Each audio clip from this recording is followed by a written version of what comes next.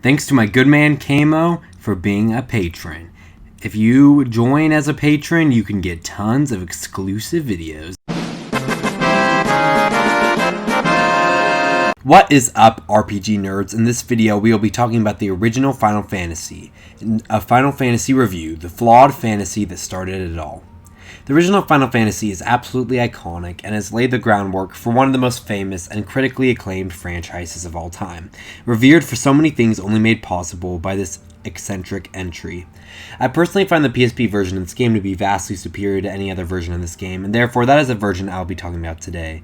I'll be scoring this game in its 10 most important categories and diving into this game's fun and flaws in today's video. A Final Fantasy review, the flawed fantasy that started it all. Alright, so let's talk about the battle system first, because why not? So this is the first category we'll be talking about, and Final Fantasy, the original Final Fantasy's battle system is about the most traditional a turn-based battle system can get. While at times it seems overly basic, there's still definitely some strategy to be had here through some awesome stat buffing spells like Temper, Haste, and Invisora, and through using equipment to cast spells. So you can use like the Gauntlets to cast Thundara, you can cast a Healing Helm to cast Heal, you can use the Judgment Staff to cast Flare, you can cast all these spells through your equipment, which is really cool.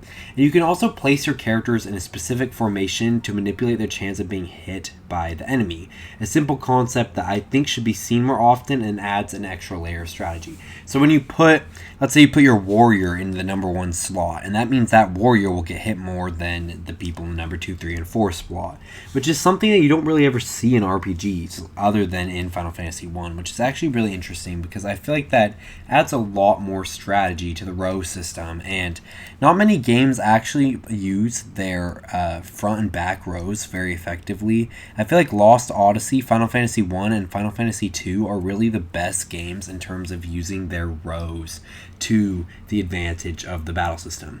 And with accomplishments like the awesome stat buffing spells, the equipment, and being able to place your characters in different rows, I would give this a solid 8 or 9. There's a lot of strategy here, simple yet engaging combat. It's really all I need for a solid RPG. However, sadly, there are some glaring flaws to the original Final Fantasy's battle system. First of all, the battles are very slow-paced and tedious, as the encounter rate is through the roof, and there's no auto-battle feature in most of the versions of Final Fantasy 1. Oh my gosh, the encounter rate in this game is obscene. Anyone who wants to play this game after playing literally any other RPG is going to have such a struggle. I was playing this game with my girlfriend's brothers, and he was going insane. One of her brothers was like, oh my gosh, stop running into Sahagins and sharks and big eyes and all that stuff. There's so many battles in this game. So that kind of brings down the battle system a bit because there's just so many battles.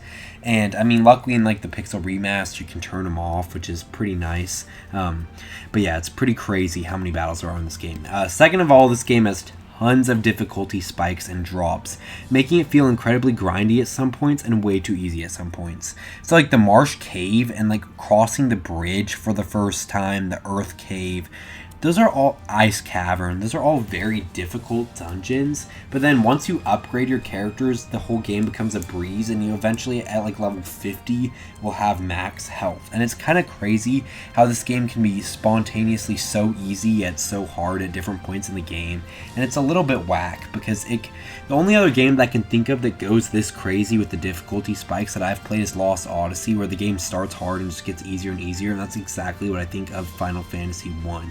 I think that it starts well, balanced. I like how difficult it is at the beginning. You really have to strategize and stuff, but it eventually becomes way too easy, especially once you get some good armor with your warrior, put them in the first slot, and everything will take 1 damage off the warrior, and it just gets so easy. And third of all, the battle music is so repetitive. All of these flaws combined take this battle system down to a 5 or a 6. So why is it not a 5 or 6? Because this game has some awesome boss fights, some of the best in the series if you're thinking of the newer versions of this game, like the PSP and GBA versions. There are tons of awesome optional super bosses to tackle in dungeons, like the Life Spring Grotto and the Labyrinth of Time. These bosses actually require a deep understanding of the game and its battle system.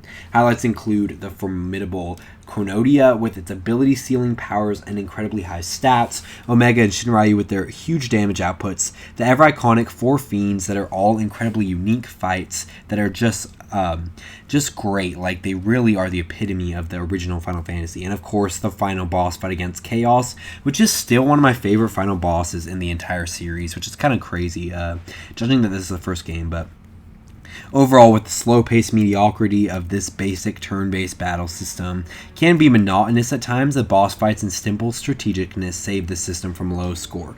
Solid 7 out of 10 for the original Final Fantasy's battle system. Alrighty, the next category is going to be the story, which I did not think I was going to give as high as I did, but I ended up giving the story a 6.5. And why is that? I'm about to tell you. So, getting 4 McGuffins isn't exactly up to snuff compared to future RPG standards, but that does not mean that this story doesn't have its moments. I was thinking back on this game, and geez, there are some fun moments in this game. Building the bridge is an iconic scene. I don't know how those guys have dimensional powers. Building that bridge literally out of nothing. Killing the pirates and taking their boat is still iconic. Saving Elfheim. Blowing up part of a freaking continent, that's still pretty epic. Finding an airship submerged in a desert, like, that was epic, the Levistone and all that. And the endgame Garland plot twist, like, this story really isn't even that bad. Like, I was thinking about it again, like, getting the fairy in the bottle and the whisper weed or whatever. Like, there are actually a lot of solid parts about this game's story when I was thinking of it again. And I just was surprised finding myself actually being like, wow, the story wasn't too bad. Especially compared to, like, Dragon Quest 1 and 2 and all that, you know what I'm saying? And so, another part about the story is it isn't even linear. Like, you can go in any order you want. So, the only games that, there's no other Final Fantasy game that is non-linear like this, really. And, like, the only games that I really think of that have, like, this non-linear type story structure are, like, Breath of the Wild and Tears of the Kingdom. And I really don't like how they are played off in those games, but I thought it was solid here. Like, last time I played this game, I got the Earth Crystal, then the Wind Crystal, then the Water Crystal, and then the Fire Crystal. Like, it's not like an open world RPG like Legend of Zelda Tears of the Kingdom or the original Legend of Zelda game, or to an extent Final Fantasy 15, but this is just really cool. This idea that you can really go in any order that you want, even if it's kind of stupid to not go in the original order. Like, it's really fun to challenge yourself, and it's kind of cool that you really just can play out the story in a lot of different ways, a lot of different orders. And I mean, this story really does have its moments. And there's one thing that really holds this story back, and it could be so much better, but here's the problem. The characters are terrible. So the story is a 6.5, and I give the characters a 2.5. There's no characters to really, like, there's, like, not any characters that are really prevalent in this game that the story can latch on to. Because, like, how is the story going to be that great without good characters? I mean, there are a couple solid characters. There's Garland, Princess Sarah, Matoya. Like, there's not nobody, but I mean, the fairy's pretty cool too, but there's not, like, it's not like there's no characters, but it's not any good characters other than Garland. I mean, I like Garland enough as a villain and stuff to not give this category a 0, but, like, the main characters don't talk, they have no personality, they have no characterization. I mean, luckily this is not always the case in other job-focused entries like Final Fantasy V and 10-2, but just the lack of characters really holds the original Final Fantasy back from being a must-play RPG. One reason RPGs are such a special entertainment medium, in my opinion, is because you get to go on a fantastical journey with a colorful cast of characters, and you get to go through this experience with them, see how they change, how they evolve, how they react in different situations and stuff. And that's why, one part of why RPGs are so special in comparison to, like, shooter games or platformers, which in a lot of ways have more engaging gameplay, but really you can't go wrong with RPGs because their stories are usually fantastic, and that's not really the case with Final Fantasy 1 because there's no characters to latch onto that make you be like, oh frick, that was a game that I'll never forget, you know what I'm saying? And so, I mean, you get to visit the different environments and areas that have different characters, like, yeah, Garland, the fairy, some of the weirdos in Lufenia, the mermaids and stuff. Like, there's nothing here, but while there's some fun characters, they're just, you're not going to different environments, you're not going to different areas, you're not experiencing emotions, twists, turns.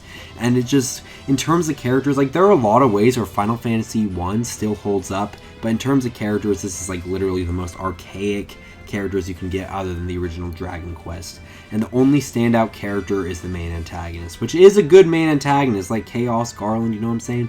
Like, that is a good antagonist, but other than that, oh my gosh, like, the characters are so bad. Alright, the music is next, and honestly, the original Final Fantasy 1 soundtrack is still banging to this day. I'm going to give this category an 8.5.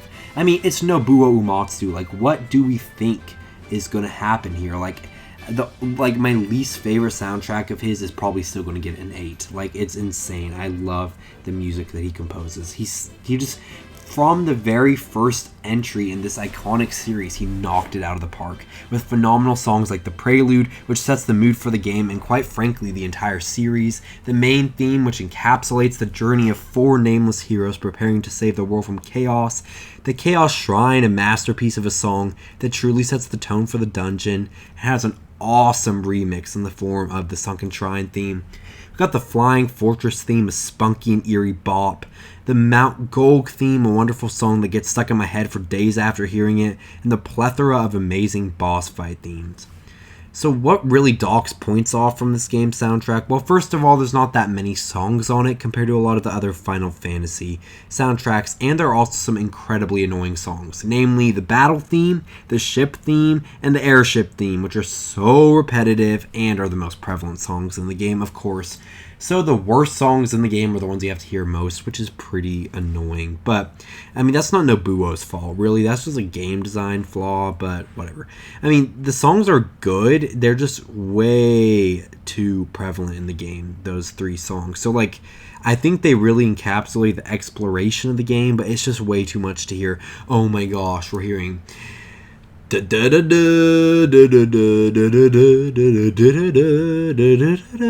every 2 seconds. Like, bro, it's too much. Anyway, overall, I love the original Final Fantasy soundtrack, but I mean, hearing the most mid song in the game for like more than half the game's runtime just kind of soured the soundtrack for me. Alright, art and graphics. Again, I said I was going off the PSP version, so I'm going with the 8.5. And also, I'm going to talk about the Pixel Remaster version here as well. The pixel artwork in both the PSP and Pixel Remaster versions are just amazing. I mean, I still like the PSP graphics. I love the PSP Final Fantasy 2D graphics. They're so good. But the former, like the Pixel Remaster version, just also looks incredible. Like, you get to see that map, and it just looks perfect. It's like what it feels like they were going for on the NES, even though the NES was pretty terrible looking. But I mean, the older versions, well, I mean, they're not nearly as good. I still think the NES versions and the Wonder Swan versions have their own undeniable charm to them. The GBA version also still holds up pretty well to this day. So while I don't like these graphics as much as, like, I don't know, Octopath Traveler 2 or Paper Mario the Origami King or some of those other, like, fantastic looking games, these graphics are still very beautiful, and I will totally give them an 8.5 out of 10. Alright, next is going to be the progression system or the customization system, whatever you want to call it. And I just think, I mean, this game still holds up, but I'm not going to lie, like, it's one of the most basic job systems ever known to man and woman. Like, bro, I think this is the most basic job system ever, but there's an undeniable charm to this, like, really basic class system. I mean, the game is very short, so it's pretty fun to play multiple playthroughs on, so you can, like, do insane runs, like 4 white mages, 4 black mages, 1 white mage, 1 black mage. Like, you can do all the crazy in this game, and because of how the system works, like, since you only get to pick 4 out of the 6 job classes, like, it is essential to play this game at least twice to get all the job classes. I personally like, my favorite party in this game is a warrior, white mage. Wait, hold up, what? That is not, what am I reading? That is not my favorite party. I don't know why I wrote that. My favorite party is warrior, red mage, white mage, and monk for sure. And then I like to play some, so like that's my favorite party to start, to recommend to people first playthrough. And then I like to tell people just, you know what, this is my least favorite party, try it out, see how different the game is. My least favorite party is thief, black mage, white mage, and I don't know, probably warrior. I don't know. I mean, the worst party would obviously be like 4 black mages, but like just like getting to feel like trying to get like the complete different party, like trying to make as different of a party the second playthrough as the first playthrough, like it just makes the game feel a lot different. It's awesome. However, as much as I like that there's a replay value in this game, that's also a downside, because like not being able to experience all of the game's content in one playthrough always just pisses me off. Like, that's just not a great design choice. It's highly questionable. And, I mean, I'm glad that never came back in future entries of the series. Like, I can't do it when games like, I mean, like Chrono Cross or like Tales of Symphonia, where you can't get like Kratos and Zelos on the same playthrough, or just there's a lot of, I don't like games that make you play 2 playthroughs to get all the party members and stuff. Like, that's just annoying. I mean, some games it works if it's like 2 separate stories. Like, I think, I don't know, Star Ocean Second Story or something has something like that, where like, but like that's 2 distinct storylines. That's different than like Chrono Cross, where you're just like, some character, like to get one character you have to kill off another character or something. Like, that's just stupid. Like, I think that's so highly questionable, but I can't do it with those type of games. So that's one reason this customization system was brought down in Final Fantasy 1. But really, the simplicity and replayability is just a double-edged sword. Like, I like that this game is replayable. I like that it's simple, but on the other hand, those are this game's 2 biggest flaws. So I just really think that this is a 7 out of 10 customization system. And if I had to describe this customization system in one word, it'd be paradoxical.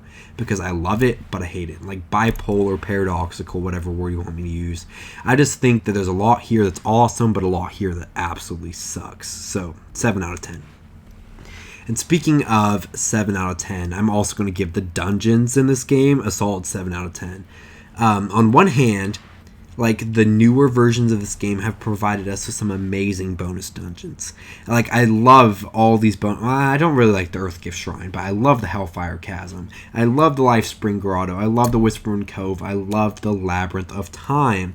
And I love the Mirage Tower, the Flying Fortress, the Chaos Shrine in the past, and the present. I love that we get 2 different time periods in this dungeon. Like, most games don't do that type of thing. But on the other hand, we get atrocious dungeons, like freaking Marsh Cave, and the excruciatingly painful Earth Cavern, the convoluted Sunken Shrine, and the stupidly designed Ice Cavern. For every great dungeon in this game, there's a terrible one, as well as there's a lot of like mediocre and forgettable ones, like the Waterfall Cavern. Like, who remembers that freaking dungeon? Or like Western Keep, where you're in it for about 2 seconds. Like, no one, like, those are just mediocre dungeons. I mean, my favorite and most unique dungeon in the game for me is the Labyrinth of Time. I love that place. Lots of unique floors, an amazing Chronodia boss fight that varies in power depending on how well you perform in the dungeon. That is really cool. The Whispering Cove and Lifespring Grotto dungeons are also long and elaborate dungeons that have tons of unique floors and inspired refights of bosses from later Final Fantasy games. The Chaos Shrine, also the final dungeon, has 5 boss fights, including the phenomenal boss fight against Chaos, which to this day is probably still a top 3 Final Fantasy final boss in my eyes. I love the final fight against Chaos, way better than any of that garbage final boss fights in like 3, 4, you know what I'm saying? I don't like the Zero Mist and Cloud of Darkness fights very much. I'm just saying Chaos is better. Anyway, the best dungeons in this game are some of my favorites in the series, like these bonus dungeons, but the worst are some of the most agitating dungeons I've ever played in any RPG. I hate the Marsh Cave, I hate the Earth Cavern, I hate the Ice Cavern, I hate the Sunken Shrine to an extent. I mean, the Sunken Shrine is cool, but I don't know. I wish I could give this game a higher dungeon score than 7 out of 10, but I just couldn't do that. It was just objectively stupid. Alright, for the PSP version of the game, I'm actually going to give the side quest category a 9 out of 10. Because, like, the side quests in this game are awesome. You do insane things, like upgrade your jobs via giving a dragon a rat tail. Like, what? That's so stupid, yet so epic. Like, come on, it's so bizarre. You get to forge the legendary Excalibur out of adamantite. You get to unlock secret doors with the Mystic Key. You get to find a secret city and locate its magic shops. And you get to visit all these optional dungeons I just mentioned. I mean, I couldn't give this category a 10 because, I mean, obviously there are games that do high-quality side quests to a grander degree, like, I don't know, Ni no Kuni, Wrath the White Witch, or like Lost Odyssey, Blue Dragon, all that stuff. But this game has some great side quests for what it are. Like, upgrading the job classes just made this game awesome. Secret magic shops, awesome. And these optional dungeons are part of the side quests. And I can't say that the optional dungeons are bad because, well, the dungeons I don't like aren't side quests, whereas the ones I love are side quests. So I'm glad I get to redeem those dungeons a little bit. I mean, there aren't too many side quests in this game, but the ones that there are still great side quests that I love, hold up to this day. They aren't just lifeless fetch quests. Like, you feel the heart and soul that were put into some of these side quests, like getting the rat tail and getting the different bonus dungeons and the hidden magic shops and stuff. So I really love that. I like that the developers put a lot of effort into these side quests, even for such an old game. Alright, and the last category we're going to be talking about in this video is the quality of life. And again, like most of the categories in this game, 7 out of 10. So there aren't any bad glitches in the modern releases of Final Fantasy, but I do have to score some things pretty low here. First of all, the encounter rate is so high, and it just doubles the runtime of this game. Like, it's insane how many fights you have to fight in this game. Second of all, if you want to play as every character, you have to play the game multiple times, which is stupid. And third of all, you have to go through many dungeons in this game multiple times. You have to go through a sunken shrine twice to go up and down so that you can get the Rosetta Stone and so you can actually beat the freaking place. Then the Cavern of Earth, you have to go in and then fight the vampire and then go back for literally no reason. They were just padding out the stupid runtime. Lifespring Grotto you have to go through twice, which is fair because, I mean, those boss fights are great. The Hellfire Chasm you have to go through twice, which I guess is okay. This is not that long. But the Earth Gift Shrine you have to go through 4 times. Like, what was that design? Whatever. And luckily, I'm not talking about the NES version here because if I was talking about the NES version, bro, like, the quality of life would be like 2 in that game. It's so bad. Anyway, overall, I love Final Fantasy 1, but geez, it has some archaic features. Quality of life issues here aren't that bad. They don't ruin the game for me in the grand scheme of things. Like, I'm saying a 7 out of 10 because really, like, each of those things aren't that big of a deal for me, but put together, I'd take it down to a 7. I mean, it could have definitely been used some refining before being republished for the PSP and the Pixel Remaster, but, you know, it's all good. It's all solid. Also, this is just a thing I wanted to mention, but I love that the Pixel Remaster went back to the charge system because it makes the version more worth playing. I didn't know about that until I saw my girlfriend's brother play it, and I was like, bruh, it went back to the charge system because I love the charge system. That's one reason I like FF3, like FF3's battle system better than like FF5 because I love the MP system in Final Fantasy 3, so I loved that we got to go back to that in the Pixel Remaster version of FF1, especially since we get the ethers that we can actually restore frickin' MP with, so that was awesome. Anyway, the verdict for Final Fantasy 1, with a fun factor of 8 out of 10 and an overall score of 71% out of 100. The original Final Fantasy is a very solid game that, while archaic, still holds up to this day, has a plethora of cons, but not without its joyous pros. I wouldn't have played this game, I've played this game like 5 or 6 times. If I didn't like it, I wouldn't have done that, like, let's be honest. I do not think that this is a baby's first RPG. Like, play Paper Mario or something if you want to. Like, I would not recommend this to a new RPG fan because they're going to be, like, turned off from the genre if this was their first game, but I do highly recommend this game for RPG veterans, for people who want to see like the original roots of the Final Fantasy series, to see what RPGs started from. I think this is a gem that should be uncovered by the most seasoned of RPG fans, and I don't think it's a game I'd recommend everyone, but I would recommend it to a lot of people, anyone who has played RPGs before, because it popularized RPGs as a medium, and it amounts to a game that is special and profound, if flawed as a whole. So again, a 71%.